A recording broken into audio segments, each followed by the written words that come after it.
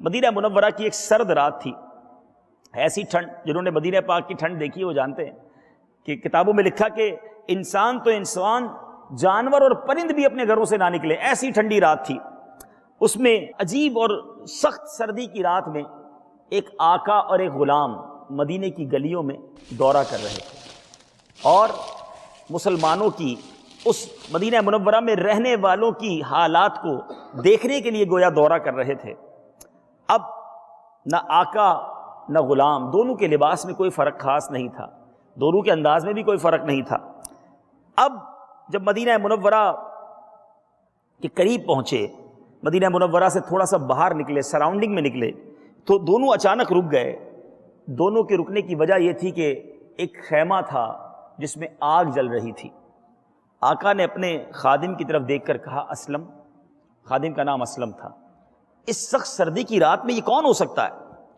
اسلم نے لا علمی کا اظہار کیا تو آقا نے کہا کہ کوئی قافلہ لگتا ہے جو سرد رات میں یہاں خیمے میں آ کر ٹھہر گیا ہے، چاؤ چل کر دیکھتے ہیں کیا معاملہ ہے۔ جب یہ دونوں آقا اور غلام اس خیمے کے پاس پہنچے تو وہ خیمہ نہیں تھا بلکہ ٹوٹا پھوٹا سا کچا سا گھر تھا، اس میں کوئی قافلہ نہیں تھا بلکہ خاتون اپنے ننھے منھے بچوں کے ساتھ وہاں موجود تھی۔ چولہے پر ہنڈیاں چڑھی ہوئی تھی، بچے مسلسل رو رہے تھے، غالباً انہیں بہت بھوک لگی تھی۔ آقا نے دروازہ کھٹکھٹایا، خاتون کی طرف جا کر سلام کیا تو دونوں کی طرف خاتون نے توجہ بھی نہ دی مگر سلام کا جواب دیا۔ آقا نے گھر میں داخل ہونے کی اجازت طلب کی تو خاتون نے کہا کہ اگر کسی خیر کا ارادہ ہے تو آ جاؤ ورنہ کوئی ضرورت نہیں۔ غالباً وہ بہت دکھی تھی اس لیے بے رخی سے جواب دے رہی تھی۔ آقا کا انداز بتا رہا تھا کہ وہ بھی اس دکھی خاتون کے دکھ میں شریک ہونا چاہتا ہے۔ اس نے خاتون سے استفسار کیا کہ بی بی تم کون ہو اور یہ بچے کیوں رو رہے ہیں؟ خاتون نے جواب دیا کہ میں مدینہ منورہ کی رہائشی ہوں، ان بچوں کو شدید بھوک لگی ہے اور یہ اس لیے رو رہے ہیں۔ آقا نے کہا ہنڈیا میں کیا ہے؟ خاتون نے کہا اس میں صرف پانی ہے، میں نے بچوں کا دل بہلانے کے لیے یہ ہنڈیا لگائی ہوئی ہے تاکہ بچے انتظار کرتے کرتے روتے روتے سو جائیں، کچھ کھلانے کو ہے نہیں میرے پاس۔ تو اب آقا نے پوچھا وجہ کیا ہے؟ کہا میں غریب عورت ہوں، میرے پاس ہے ہی کچھ نہیں، کیا پکا کر کھلاؤں انہیں؟ لیکن ہمارے امیر المومنین کو ہماری کوئی خبر نہیں کہ ہم اس کے محکوم ہیں، اس کی رعایا ہیں، ہمارا یہ حال ہے اور اس کو پتہ ہی نہیں ہمارے ساتھ کیا حال ہو رہا ہے۔ ہمارا وقت تو جیسے تیسے گزر جائے گا لیکن بروز قیامت امیر المومنین اور ہمارے درمیان اللہ فیصلہ فرمائے گا اور یقیناً آخرت کی پکڑ بہت سخت ہے۔ آقا نے جب یہ سنا تو وہ تڑپ اٹھا، بے قرار ہو گیا، آنکھیں نم ہو گئیں۔ کہا اے بی بی اللہ تم پر رحم فرمائے، تمہاری مصیبتیں اور پریشانیاں دور فرمائے، لیکن امیر المومنین کو کیا معلوم تم کس حال میں ہو؟ خاتون کہتی ہے کہ وہ ہمارا حاکم ہے اور ہم سے غافل ہے، اسے معلوم ہی نہیں کہ ہم کس حال میں ہیں۔ بہرحال وہ آقا دکھی دل کے ساتھ دروازے سے باہر آیا، اپنے خادم اسلم سے کہتا ہے کہ میرے ساتھ جلدی جلدی چلو۔ دونوں واپس مدینہ منورہ آئے۔ آقا بڑی گہری سوچ میں تھا۔ اب میٹھے اسلامی بھائیوں، دونوں ایک غلے کے گودام کے قریب گئے، خادم نے دروازہ کھولا، آقا نے ایک بوری میں آٹا، کچھ کھجوریں، چاول، اناج ڈالا، کچھ رقم بھی ڈالی اور اسلم اپنے خادم سے کہتا ہے کہ میری پیٹھ پر یہ بوری لاد دو۔ خادم کہتا ہے حضور میں خادم، آپ آقا، اگر کوئی بوری لے کر بھی جانی ہے تو میں اٹھا لیتا ہوں۔ تو آقا کہتا ہے کہ نہیں، آج دنیا میں تو میرے حصے کا بوجھ اپنی پیٹھ پر لاد لے گا، میری تکلیف کو برداشت کر لے گا، لیکن یاد کر اس دن کو جس کی کوئی جان کسی دوسری جان کا بوجھ نہ اٹھا پائے گی اور کسی کی تکلیف دوسرے کو نہیں دی جائے گی، کیا اس دن بھی تو میرا بوجھ اٹھا سکے گا؟ خادم اپنے آقا کا جب یہ جواب سنتا ہے جو فکر آخرت سے بھرا ہوا جواب ہے، خاموش ہو گیا۔ حکم کی تعمیل کی، آقا کے کاندھے پر بوری لاد دی۔ مدینہ منورہ کی اس سرد رات میں ایک عجیب منظر دیکھا کہ غلام ہوتے ہوئے آقا اپنے کاندھے پر بوری اٹھائے اس بڑھیا کے، اس خاتون کے گھر کی طرف جا رہا ہے جو اپنے بچوں کو بھوکا ہنڈیا میں پانی میں اپنی چمچ چلا رہی ہے۔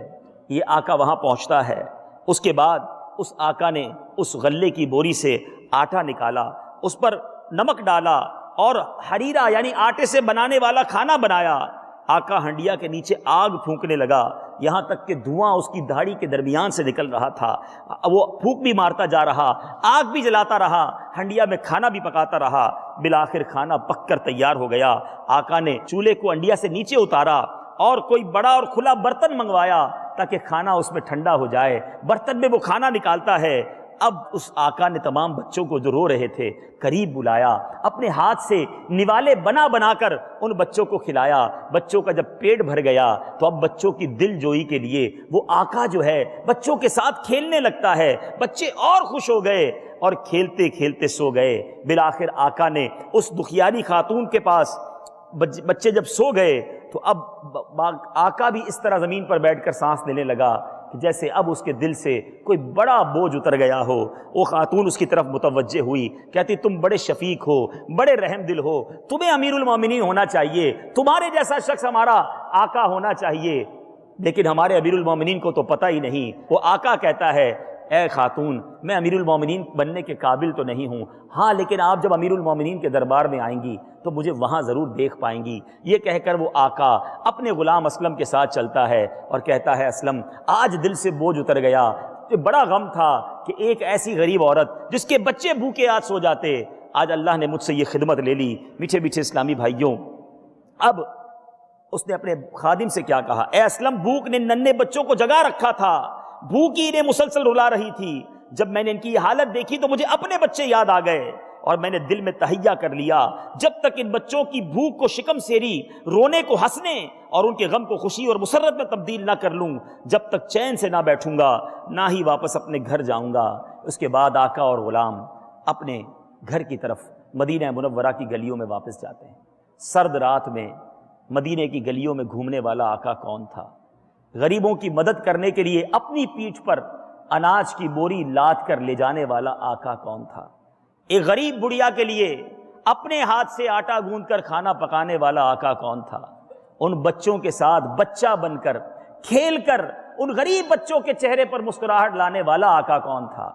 یہ کوئی اور نہیں، یہ ہم سب کے آقا امیر المومنین حضرت عمر بن خطاب رضی اللہ تعالی عنہ کا واقعہ ہے۔ اللہ تعالیٰ تربت سیدنا عمر بن خطاب رضی اللہ تعالی عنہ پر کروڑوں انوار و تجلیات کی بارش برسائے۔